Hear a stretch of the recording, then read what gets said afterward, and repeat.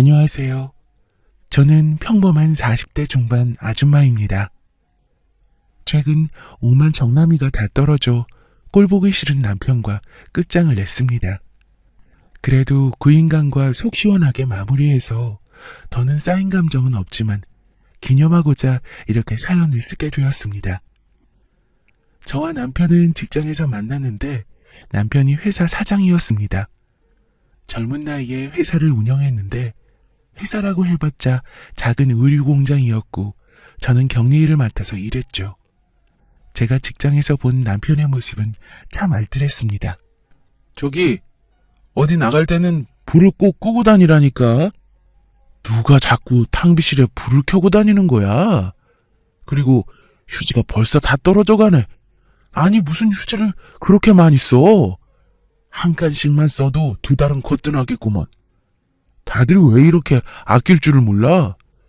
그저 돈 아낀다고 생각하지 말고 우리가 환경을 생각해서 할 수 있는 건 절약하며 지내야지 말이야. 하여간 사람들이 시민의식이 없어. 처음 격리직으로 일할 때 대표라는 사람의 행동을 보고 어쩜 저렇게 알뜰하게 운영하나 싶었습니다. 좋게 보면 검소하지만 안 좋게 보면 일명 짠돌이라고 하잖아요. 역시나 같이 일하는 사람들은 그런 남편을 좋지 않게 생각했습니다. 하여간 저 짠돌이 환경 같은 소리 하네. 네 말이 쓸데없는 곳에 아까운 본인 돈 아끼려고 저러는 거 누가 모르는 줄 아나? 저렇게 짠돌이니까 여태 장가도 못 가고 저러고 살지. 어떤 여자가 저런 짠돌이랑 결혼하겠어? 정훈 씨도 그렇게 생각하지 않아? 네? 싫어하는 사람도 있겠지만 저는 절약하는 습관 괜찮은 것 같아요. 너무 심하게 아끼는 건 문제일 수 있겠지만 알뜰하면 좋잖아요. 어머 정훈 씨 그렇게 안 봤는데 검소한 사람 좋아하는구나. 어쩐지 가만히 보면 정훈 씨도 알뜰하더라. 그럼 우리 대표님이랑 잘해봐도 되겠네. 둘이서 한검소 하잖아. 우리 부모님이 검소하셔서 그런지 어릴 때부터 저도 검소한 습관이 몸에 뱄습니다. 그래서 알뜰하게 관리하는 대표님의 모습을 보면서 크게 이질감을 느끼지 못했죠. 되려 아낄 수 있을 때 아낀 돈으로 다른 필요한 곳에 사용하는 것이 더욱 현명한 것이라고 생각했습니다.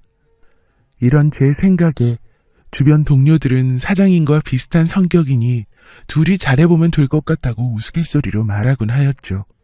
그래서 저도 그냥 웃고 넘기며 크게 반응하지 않았습니다. 그러다 어느 날 회식이 있는 날이었습니다. 다 같이 고기를 먹으며 한잔하게 되었습니다. 사장님, 오늘같이 기분 좋게 회식하는데 정말 술 한잔 안 하실 거예요? 아이고, 저는 됐습니다. 신경 쓰지 마시고 여러분들 드세요. 그런데 먹을 수 있는 만큼만 시켜서 먹어야 합니다. 아깝게 남기지 마시고. 아유 참 우리 사장님 알뜰한 거 인정. 내가 졌어. 남기지 않고 알뜰하게 다 먹겠습니다.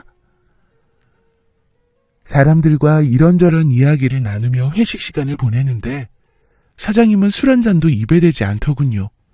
평소 회식 때 술을 마시지 않았다면 술을 잘 못 마시거나 싫어하나 보다라고 생각할 텐데 잘 마시다 유독 이 회식 때만 술을 마시지 않더라고요. 전과 다른 모습에 저는 다음 일정이 있나라고 생각하고 말았습니다. 시간이 지나 회식이 마무리되고 모두 다음날 보자며 인사하고 뿔뿔이 흩어지던 차였죠. 갑자기 사장님이 제 옆에 쓱 와서 말을 걸었습니다. 정원 씨는 댁이 어디예요? 네? 저요? 저는 여기 근처예요. 가까워요? 버스 타고 갈 거리인가? 아니면 걸어가도 되는 거리예요? 버스 조금만 타고 가면 돼요. 얼마 안 걸리거든요. 그럼 버스 타지 말고 내 차 타요. 내가 오늘 집까지 태워다 줄 테니까. 저를요? 아니에요. 괜찮아요. 그냥 버스 타고 집에 가면 돼요. 그렇긴 한데 시간도 너무 늦었고 여자 혼자 가는 게 마음에 걸려서 그래요. 또 다른 사람들은 방향이 거의 비슷해서 같이 가는데 정원 씨만 집 방향이 다르잖아요. 얼핏 서류 봤을 때 저랑 집 거리가 멀지 않던데 가는 길에 내려줄게요. 막무가내로 차문을 열고 타라는 눈빛에 저는 더 거절할 수 없었고 어쩔 수 없이 차를 타게 되었습니다. 그리고 차를 타고 가는 내내 사장님과 여러 이야기를 주고받게 되었죠. 공장에서는 일적인 대화 외에 사적인 대화를 한 적이 없으니 시시콜콜한 이야기를 주고받는 건 처음이었습니다. 그러다 문득 제게 남자친구 있냐고 물어보더군요. 아직 남자친구는 없는데 그건 왜요? 주변에 좋은 사람 있으면 소개해 주실게요? 아, 그런 거 아니고 그냥 궁금해서 물어봤어요. 정원 씨 나이도 젊고 예뻐서 당연히 남자친구가 있을 거라고 생각했는데 없었구나. 그러면 저기 혹시 나는 어때요? 네? 갑자기 이런 말에서 당황할 수 있겠지만 실은 정원 씨 처음 우리 공장에 왔을 때부터 마음에 들었어요. 다른 사람들과는 달리 회사 물건을 본인 물건처럼 알뜰하게 아끼는 모습도 보기 좋았고 성격도 싹싹하니 마음에 들더라고요. 그래서 저는 정은 씨가 괜찮다면 한번 만나보고 싶은데 어때요? 아, 그렇구나. 그런데 너무 갑작이라 제가 이런 생각을 해본 적이 없어서 선뜻 답변 드리기가. 그럼 한번 진지하게 생각해보고 말해줘요. 사장님의 말을 끝으로 집에 도착한 후 다음날 출근 준비하고 누웠는데 사장님의 고백에 밤새 잠을 못 자고 설쳤습니다.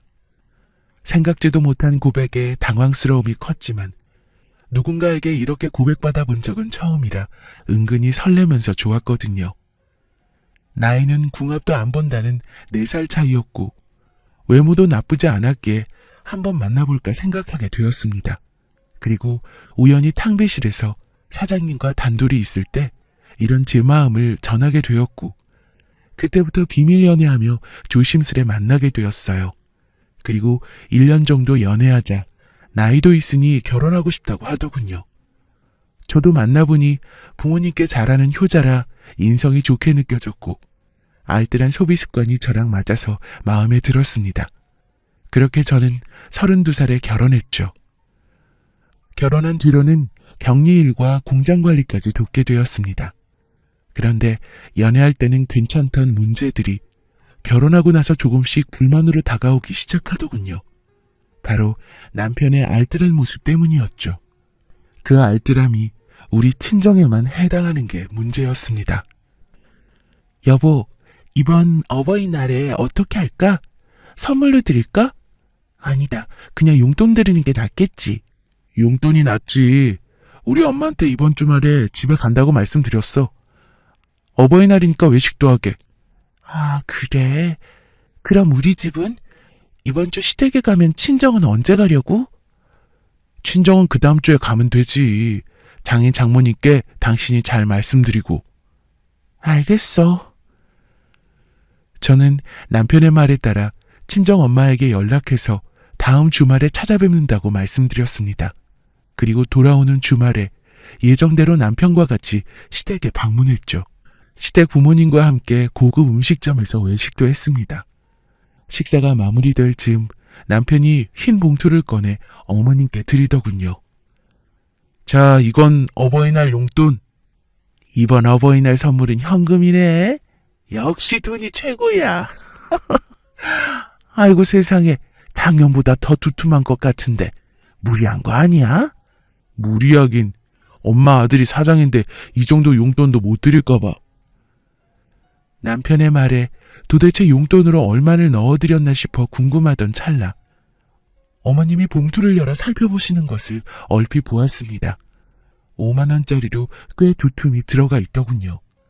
요즘 공장 매출이 좋아서 남편이 더 챙겨드렸나 보다 했습니다. 그리고 다음 주 주말이 다가왔습니다. 남편과 준비해서 친정으로 출발했습니다.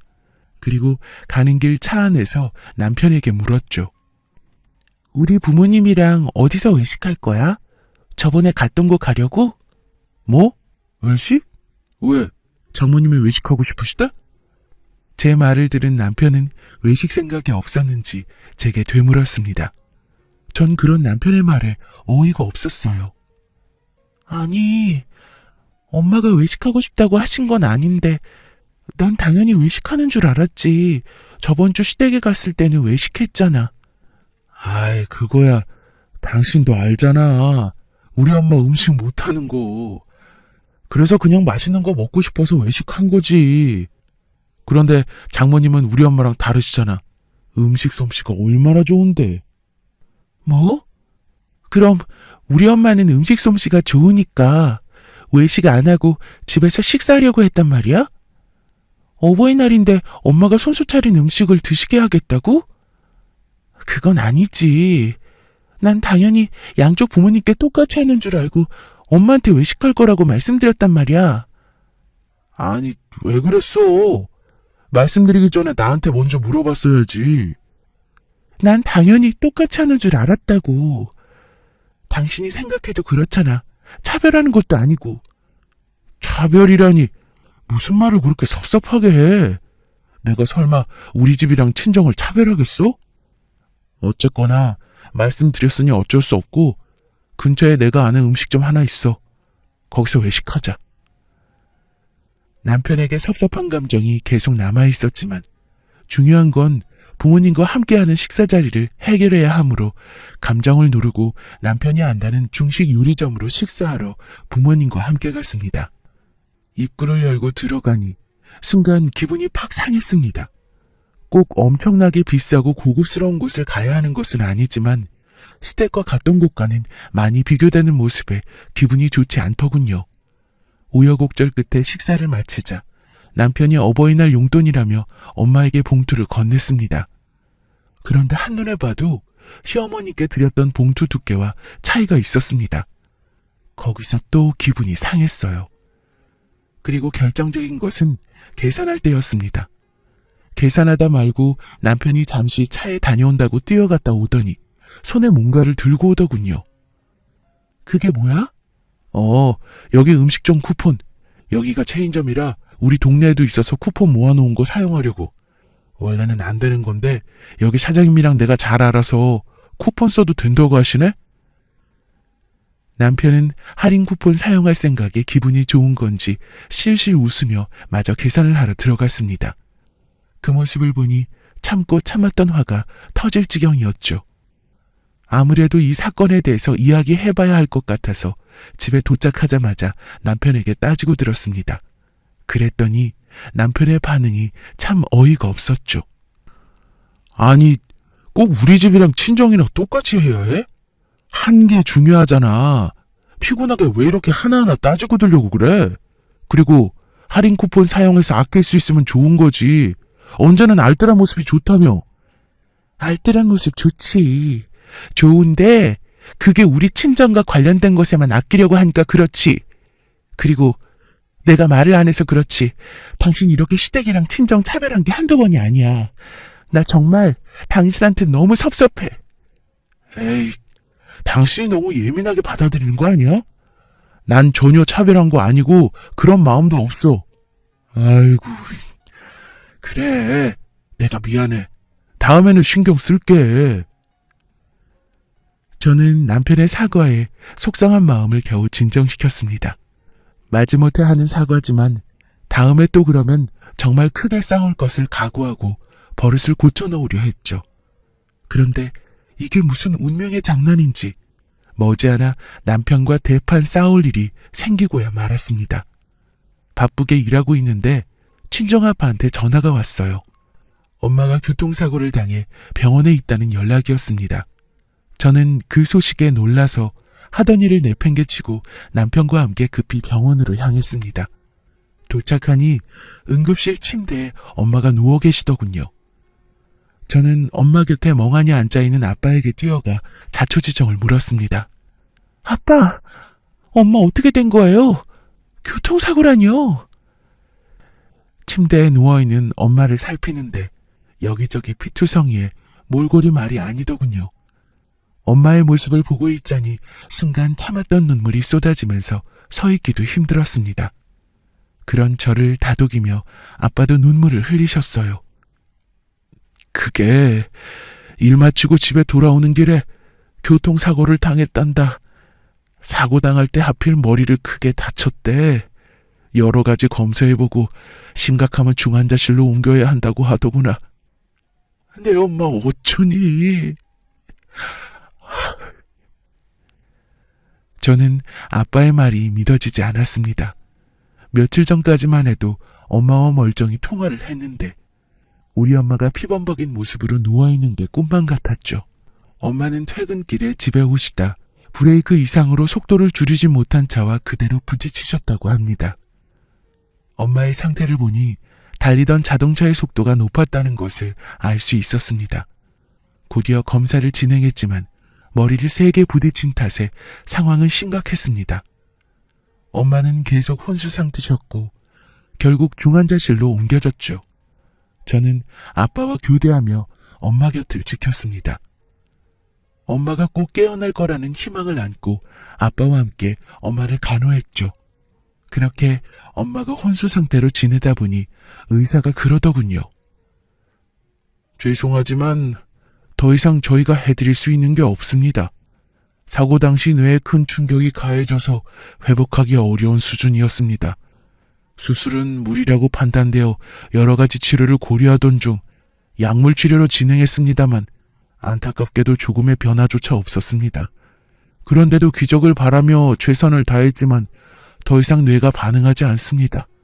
아무래도 뇌사인 것 같습니다. 이런 말씀드려 죄송합니다. 믿을 수 없는 의사의 청천벽력 같은 말에 저는 그만 정신을 잃고 말았습니다. 깨어나 보니 병실이더군요. 그리고 이내 제 머릿속은 엄마 생각으로 가득 찼습니다. 쓰러지고 일어나자마자 엄마를 생각하며 눈물을 쏟았죠. 우리 엄마가 뇌사라니.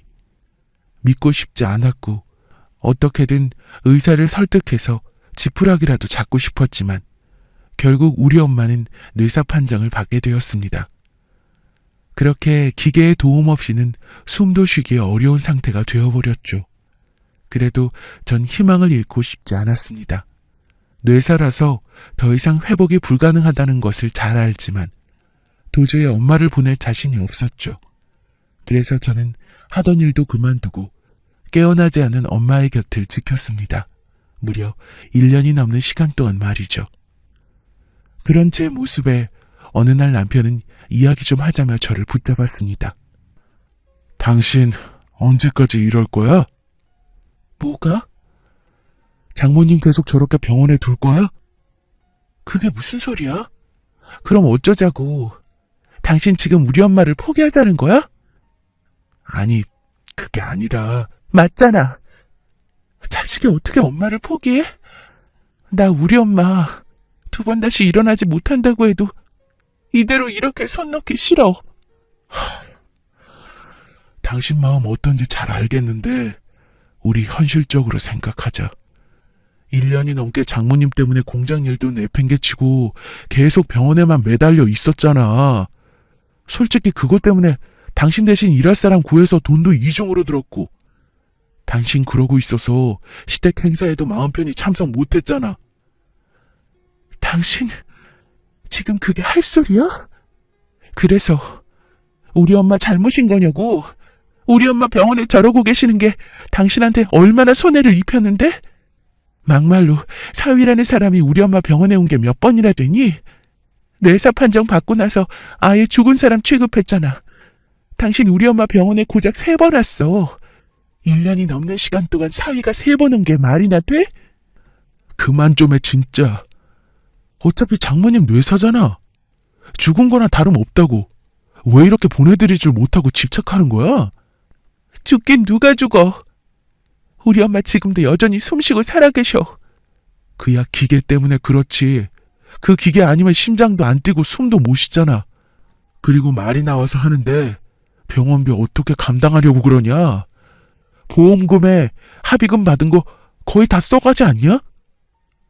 그 돈 다 쓰면 앞으로 병원비는 어쩔 건데. 이 와중에 병원비 걱정이야? 당신 정말 어쩜 이러니? 아낄 걸 아껴야지. 앞으로 두는 돈이 아까워서 우리 엄마 산소 호흡기를 떼자는 거니? 그렇게라도 돈 아끼고 싶어? 제발 좀. 이성적으로 생각해. 누군 뭐 땅 파서 돈 버냐? 죽어라 일해서 벌잖아. 내가 왜 그 병원비를 다 감당해야 되는데?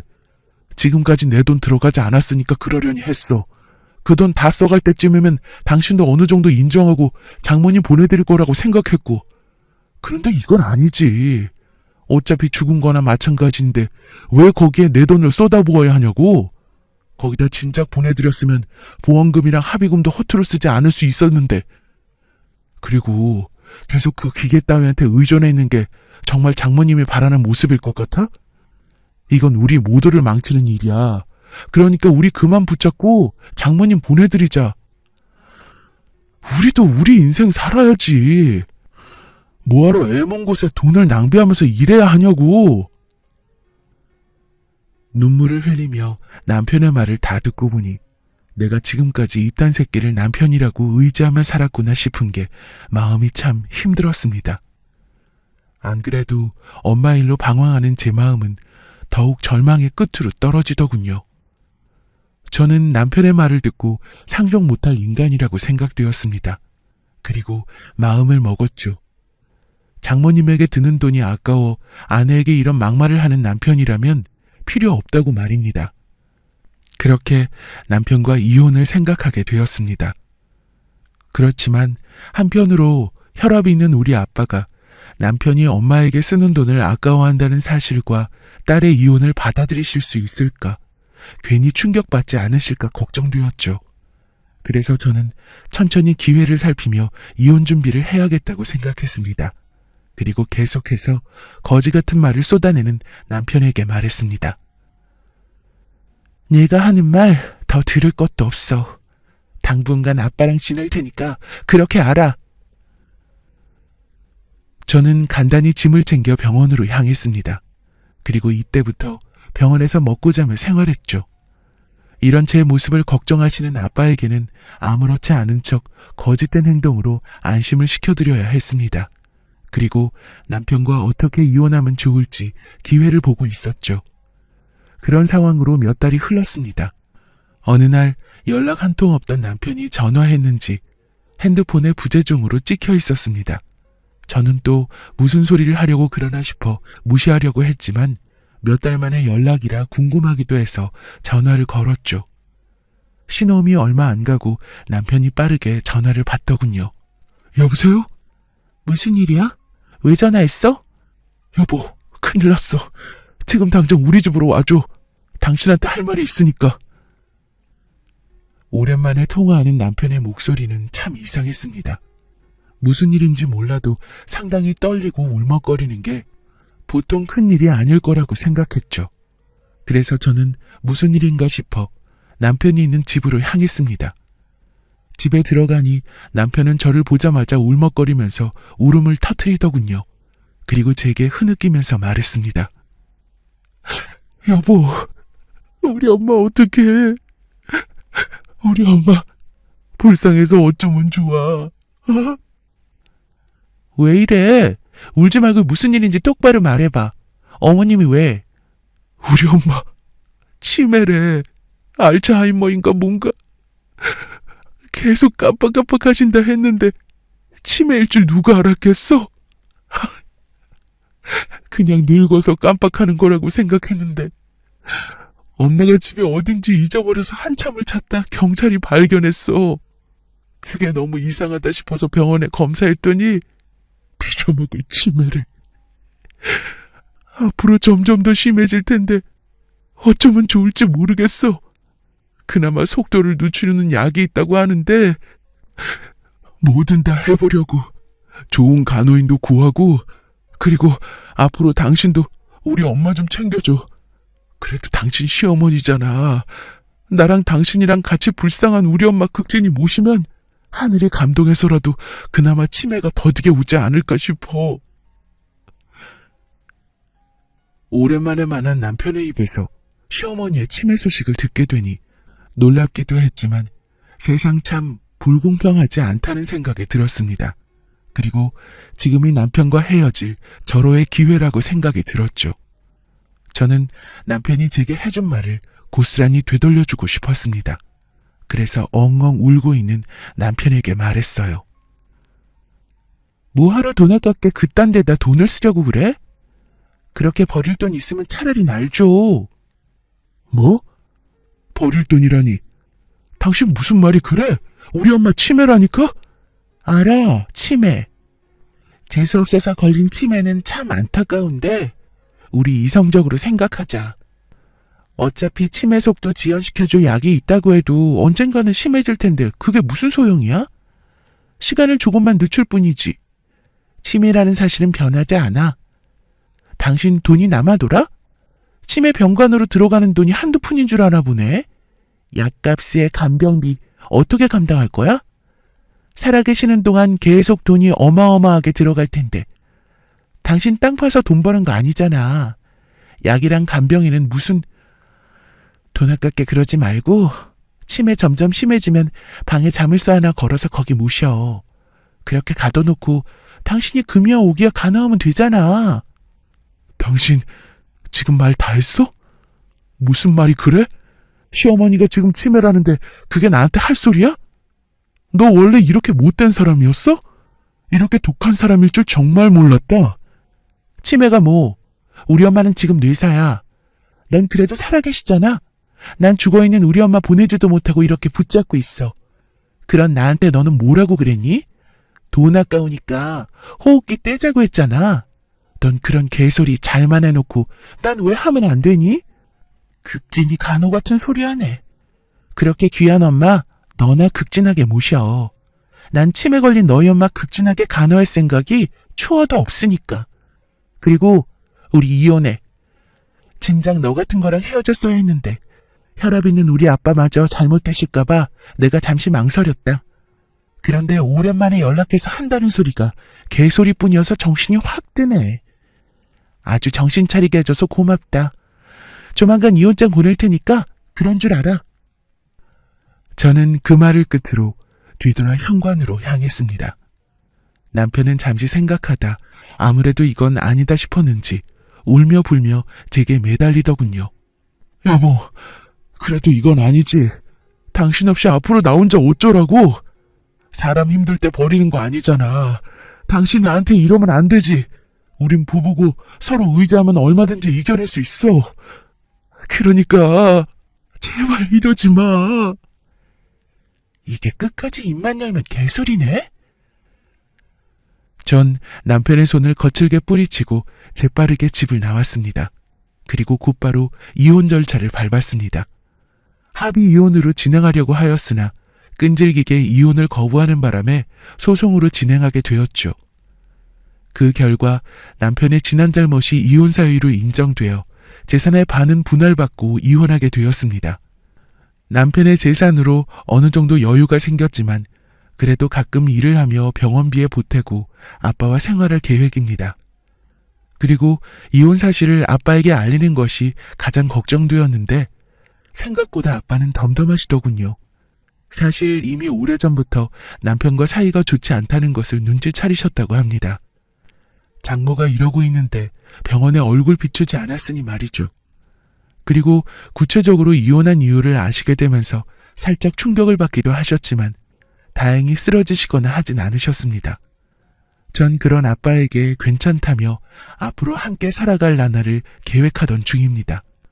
알뜰한 모습이 좋아서 시작된 인연이 이렇게 파국으로 끝날 줄은 꿈에도 예상 못했지만 그래도 마무리가 속 시원해서 저는 괜찮습니다.